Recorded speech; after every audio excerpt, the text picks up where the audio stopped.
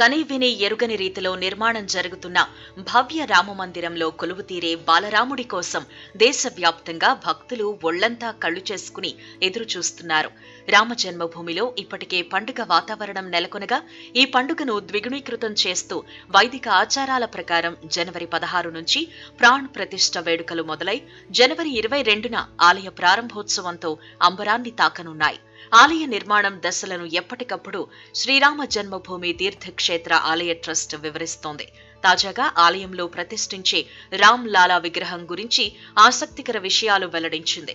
అయోధ్య రామాలయంలో తెల్లటి పాలరాతి మక్రానా మార్బల్తో గర్భాలయం తీర్చిదిద్దగా ఇందులో సహజత్వాన్ని ఉట్టిపడేలా పాలుగారే ప్రాయంతో తీర్చిదిద్దిన ముద్దులొలికే 5 ఏళ్ల బాలరాముడు కొలువు తీరబోతున్నాడు.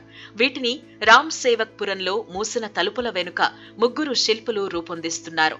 ఈ శిల్పాలలో ఒక శిల్పాన్ని ఆలయ గర్భగుడిలో ప్రతిష్ఠించేందుకు ఎంపిక చేస్తారు.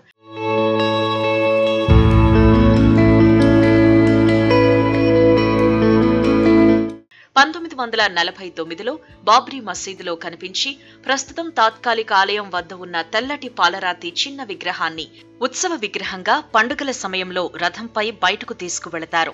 ఇక రామాలయంలో కొలువు తీరబోయే రాముని విగ్రహం ఎలా ఉండబోతోంది అనే దానిపై ఆసక్తి నెలకొంది.